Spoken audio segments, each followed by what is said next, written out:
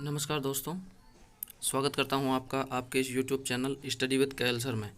दोस्तों, आज हमारा हिस्ट्री क्लास 6 एनसीईआरटी का दूसरा चैप्टर है। हमारे एनसीईआरटी हिस्ट्री क्लास 6 के दूसरे चैप्टर का नाम है आरंभिक मानव की खोज में। दोस्तों, ये चैप्टर प्रारंभ होता है तुषार की रेल यात्रा से। तुषार ये बालक है जो कि साइड में फ़ोटो दिया हुआ है। आइए देखते हैं इसकी रेल यात्रा के बारे में क्या है। तुषार अपने रिश्तेदार की शादी में दिल्ली से चेन्नई जा रहा था। रेल में उसे खिड़की वाली सीट मिल गई, जहां से वह बाहर का नज़ारा देखने में मग्न हो गया। तेज़ दौड़ती गाड़ी से उसने देखा कि पेड़ पौधे, घर, खेत खलिहान बड़ी तेज़ी से पीछे की ओर छूटते चले जा रहे थे। तभी उसके चाचा ने उसके कंधे पर हाथ रखकर कहा, पता है, लोगों ने मात्र 150 साल पहले रेल से यात्रा करनी शुरू की थी। कितने साल पहले? 150 साल पहले। बस तो इसके कुछ दशक बाद आई। तुषार सोचने लगा कि जब लोगों के पास आने जाने के लिए तेज़ रफ्तार वाली सवारियां नहीं थी, तो क्या वे यात्राएं नहीं करते थे? क्या वे अपनी सारी ज़िंदगी एक ही जगह पर बिता दिया करते थे? नहीं, ऐसी बात नहीं है। आइए आगे देखते हैं। आरंभिक मानव, आखिर वे इधर उधर क्यों घूमते थे? हम उन लोगों के बारे में जानते हैं जो इस उपमहाद्वीप में 20 लाख साल पहले रहा करते थे। कितने से पहले? 20 लाख साल पहले। आज हम उन्हें आखेटक खाद्य संग्राहक के नाम से जानते हैं। भोजन का इंतजाम करने की विधि के आधार पर उन्हें इस नाम से पुकारा जाता है। भोजन का इंतजाम करने की विधि मतलब अब वो उनके भोजन के लिए वो जानवरों को आखेट करते थे, जानवरों का शिकार करते थे और भोजन को संग्रह करते थे, इकट्ठा करते थे, इसलिए उनका नाम आखेटक खाद्य संग्राहक पड़ गया। आमतौर पर खाने के लिए वे जंगली जानवरों का शिकार करते थे, मछलियाँ और चिड़िया पकड़ते थे, फल मूल, दाने, पौधे, पत्तियाँ, अंडे इकट्ठा किया करते थे। हमारे उपमहाद्वीप जैसे गर्म देशों में पेड़ पौधों की अनगिनत प्रजातियां मिलती है, इसलिए पेड़ पौधों से मिलने वाले खाद्य पदार्थ भोजन के अत्यंत महत्वपूर्ण स्रोत थे। लेकिन ये सब कर पाना बिल्कुल आसान नहीं था। ऐसे कई जानवर हैं जो हमसे ज़्यादा तेज भाग सकते हैं। बहुत से जानवर हमसे ज़्यादा ताकतवर भी होते हैं, शक्तिशाली होते हैं। जानवरों के शिकार, चिड़िया या मछलियाँ पकड़ने के लिए बड़ा सतर्क, जागरूक और तेज होना पड़ता है। पेड़ पौधों से खाना जुटाने के लिए यह जानना जरूरी होता है कि कौन से पेड़ पौधे खाने योग्य होते हैं, क्योंकि कई तरह के पौधे विषैले भी होते हैं।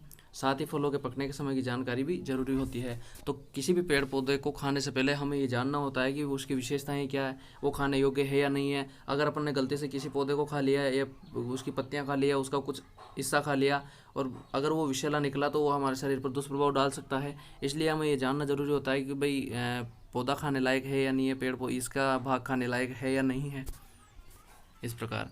तो आगे देखते हैं। ऐसे समुदाय में रहने वाले बच्चों के ज्ञान और गुणों का वर्णन करो। घुमंतु समुदाय, आखेटक खाद्य संग्राहक समुदाय के बच्चों का गुणों का वर्णन करो। तो ऐसे समुदाय में रहने वाले बच्चे शिकारी अच्छे होते हैं, संग्राहक होते हैं, उनको पेड़ पौधों से संबंधित अच्छी जानकारी होती है।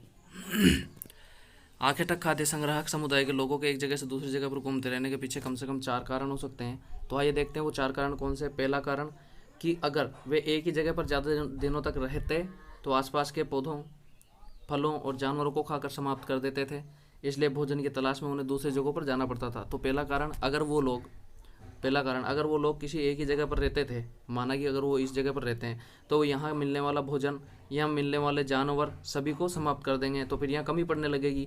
तो इसलिए उनको भोजन की तलाश में यहाँ से दूसरी जगह पर जाना होता था, तो इसलिए वे आते जाते थे। दूसरा कारण यह है कि जानवर अपने शिकार के लिए या फिर हिरण और मवेशी अपना चारा ढूंढने के लिए एक जगह से दूसरी जगह जाया करते थे, इसलिए इन जानवरों का शिकार करने वाले भी इनके पीछे पीछे जाया करते होंगे। बिल्कुल। तो जो जानवर थे जिनको ये आखेटक खाद्य संग्राहक शिकार करते थे, जिनका, वो अपने भोजन की तलाश में अपने चारे के लिए एक स्थान से दूसरे स्थान पर जाते रहते थे। यहाँ चारा खत्म हो गया तो यहाँ चल गए, यहाँ चारा खत्म हो गया यहाँ चल गए, और जो लोग इनका शिकार करते थे वो भी इनके पीछे पीछे एक स्थान से दूसरे स्थान पर जाते रहते थे। तीसरा कारण यह है कि पेड़ों और पौधों में फल फूल अलग अलग मौसम में आते हैं, इसलिए लोग उनकी तलाश में उपयुक्त मौसम के अनुसार अन्य इलाकों में घूमते होंगे।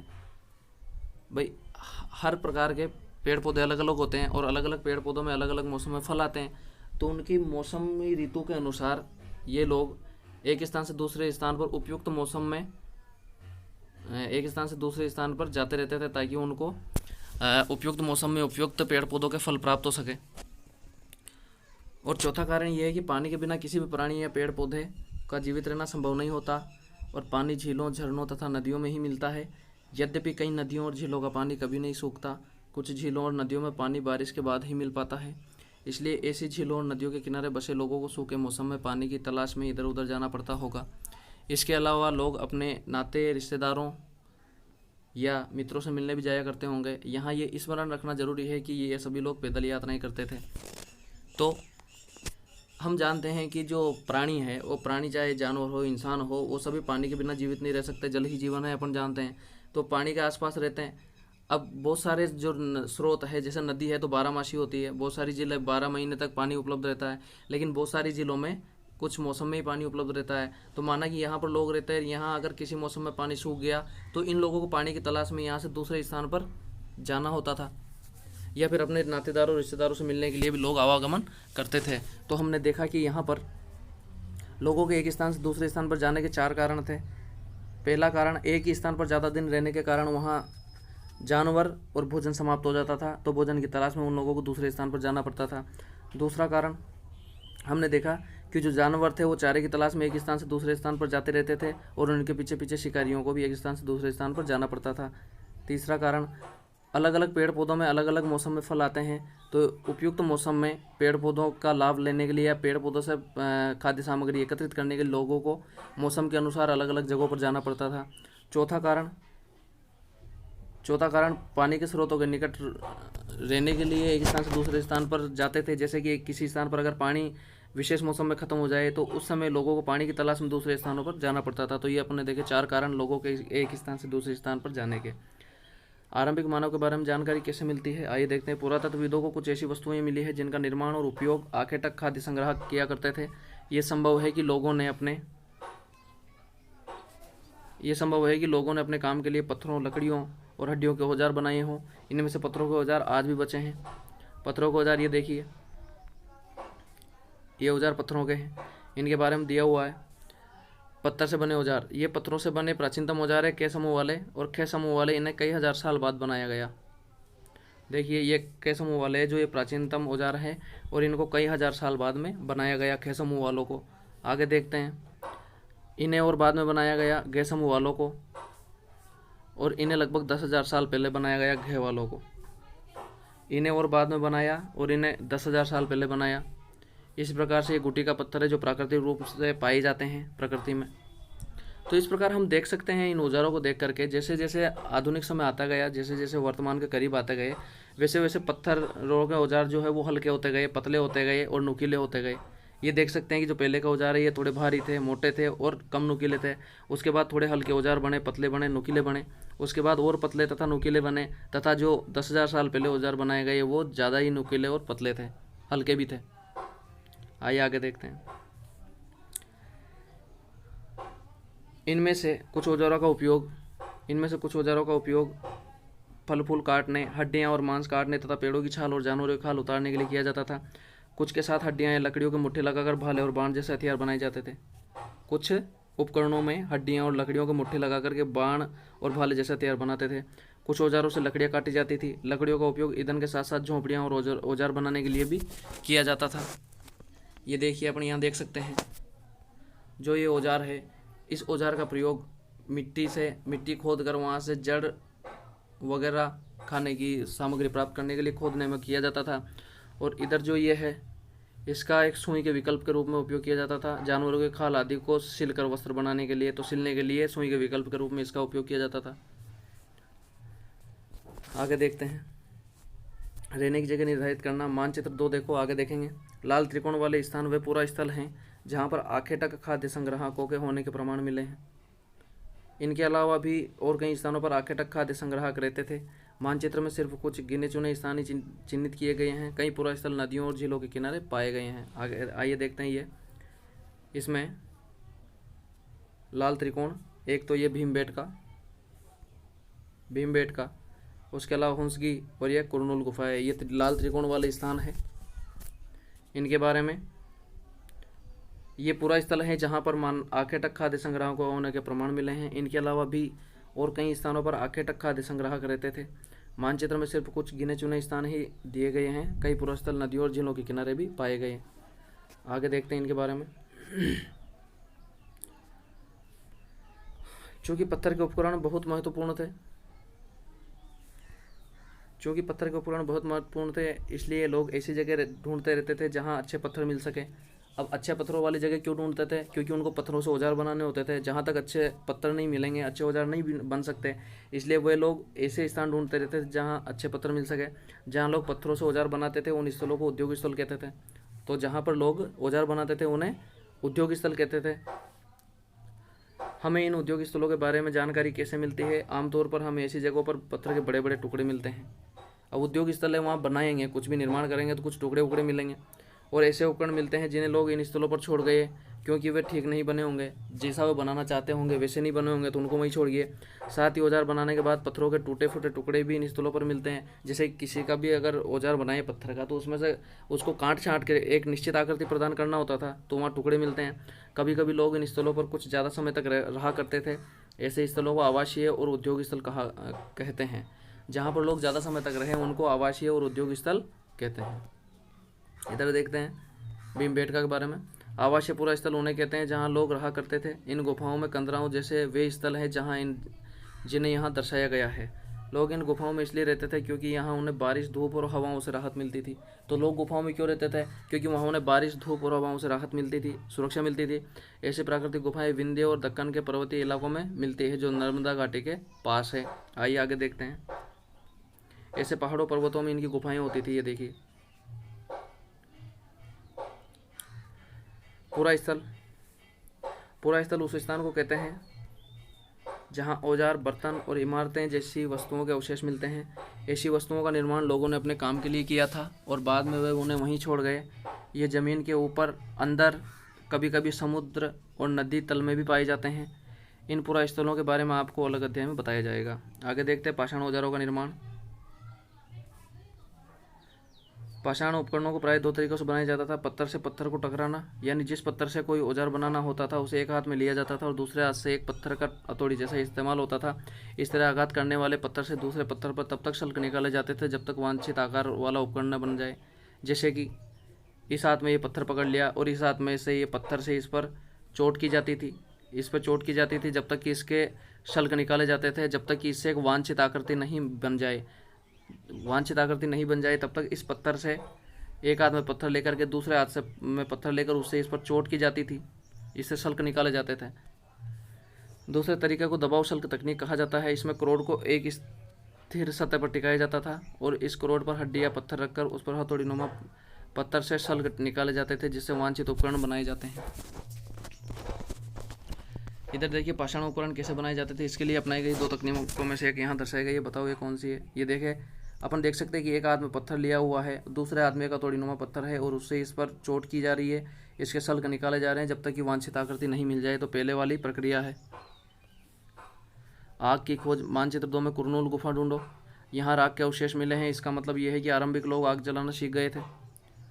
कुरनूल में आग के अवशेष मिले, इसका मतलब आरंभिक लोग आग जलाना सीख गए थे। आग का इस्तेमाल कई कार्यों के लिए किया गया होगा, जैसे कि प्रकाश के लिए, मांस पकाने के लिए और खतरनाक जानवरों को दूर भगाने के लिए भी आग का प्रयोग किया गया होगा। तो अपन देखते हैं मानचित्र 2 में कुरनूल। ये देखिए कुरनूल गुफाएं हैं। ये कुरनूल गुफा, इसके बारे में बात हो रही है। अब इसके बारे में देखते हैं क्या है। तो अपन ने देखा कुरनूल गुफा में आग के अवशेष मिले हैं, जिससे ये पता चलता है कि आरंभिक लोग आग जलाना सीख गए थे।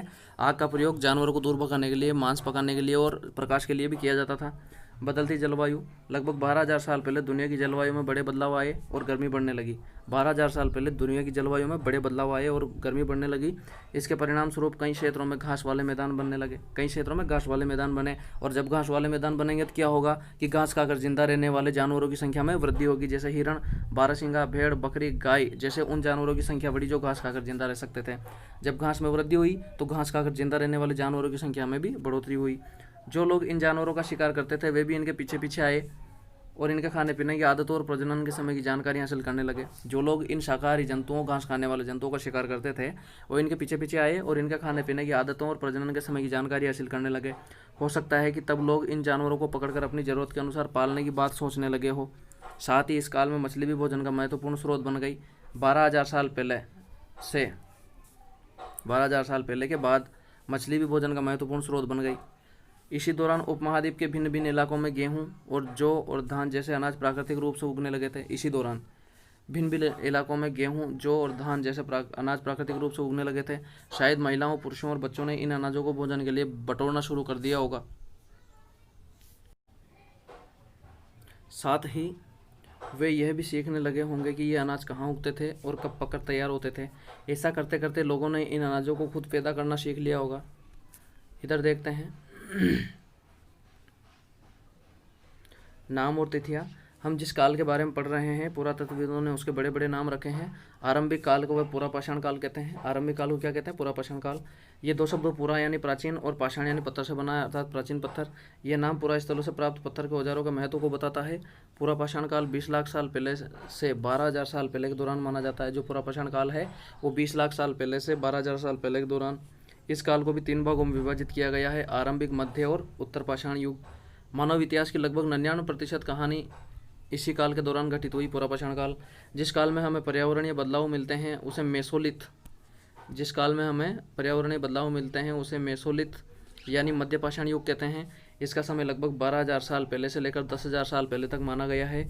इस काल के पाषाण औजार आमतौर पर बहुत छोटे होते थे। इस काल के जो पाषाण औजार होते थे वो आमतौर पर बहुत छोटे होते थे। इन्हें माइक्रोलिथ कहा जाता था। जो मध्य पाषाण युग में औजार बनाए जाते थे, प्राय इन औजारों में हड्डियों या लकड़ियों के मुट्ठे लगे हंसिया जैसे औजार मिलते थे। साथ साथ पूरा पाषाण युग वाले औजार भी इस दौरान बनाए जाते रहे। अगले युग की शुरुआत लगभग 10,000 साल पहले से होती है। इसे नवपाषाण युग कहा जाता है। अगले अध्याय में तुम नवपाषाण युग के बारे में पढ़ोगे। नवपाषाण का मतलब क्या होता है? हमने कुछ स्थानों के नाम दिए गए हैं। अगले अध्यायों में तुम्हें ऐसे अनेक नाम मिलेंगे। अक्सर हम पुराने स्थानों के लिए उन नामों का प्रयोग करते हैं जो आज प्रचलित है, क्योंकि हमें ज्ञात नहीं है कि उस काल में उनके नाम क्या रहे होंगे। तो समय को 3 भागों में बांटा गया: पुरापाषाण काल, मध्य पाषाण काल, पुरापाषाण काल, मध्य पाषाण काल और नवपाषाण काल। इसी में इसको भी 3 भागों में बांटा गया: आरंभिक, मध्य और उत्तर पाषाण काल। तो समय को जो समय है, प्राचीन समय, उसको 3 भागों में बांटा गया: पुरापाषाण युग, मध्य पाषाण युग, नवपाषाण युग। पुरापाषाण युग को 3 भागों में: आरंभिक पाषाण काल, मध्य पाषाण काल, उत्तर पाषाण काल। और इस प्रकार से आइए आगे देखते हैं। शैल चित्रकला, इनसे हमें क्या पता चलता है? जिन गुफाओं में लोग रहते थे उनमें से कुछ की दीवारों पर चित्र मिले हैं। इनमें कुछ सुंदर उदाहरण मध्य प्रदेश और दक्षिणी उत्तर प्रदेश की गुफाओं से मिले चित्र हैं। इनमें जंगली जानवरों का बड़ी कुशलता से सजीव चित्रण किया गया है। एक शैल चित्र, इस चित्र के बारे में बताओ। इसमें ये देखो, ये हिरन टाइप कोई जानवर भाग रहा है, उसके पीछे मानव है। कौन क्या करता था? हमने पढ़ा कि आरंभिक लोग शिकार तथा फल फूल मूल का संग्रह किया करते थे। वे पत्थरों के औजार और गुफाओं के चित्र बनाते थे। क्या हमें कोई ऐसे साक्ष्य मिले जिनसे पता चला कि महिलाएं शिकार करती थी या पुरुष औजार बनाते थे, या फिर महिलाएं चित्रकारी करती थी और पुरुष फल मूल इकट्ठा करते थे? वास्तव में हमें इसका ज्ञान नहीं है, लेकिन 2 बातें हो सकती है: महिला और पुरुष दोनों ने मिलकर कई काम साथ किए होगा, बिल्कुल किया होगा। ये भी संभव है कि कुछ तरह के काम केवल महिलाएं करती थी और कुछ केवल पुरुष। इसके अलावा उपमहाद्वीप के अलग अलग क्षेत्रों में अलग अलग परंपराएं भी रही होगी। ऐसा सब कुछ संभव हो सकता है। इसके बारे में अभी फिक्स नहीं कहा जा सकता कि भाई क्या बात है, क्या महिला पुरुष दोनों मिलकर साथ में काम करते थे तो कितना काम करते थे, या फिर कौन से काम साथ मिलकर करते थे, कौन से अलग अलग करते थे, इनके बारे में सस्पेंस है। भारत में शुतुरमुर्ग। भारत में पुरापाषाण युग के दौरान शुतुरमुर्ग होते थे।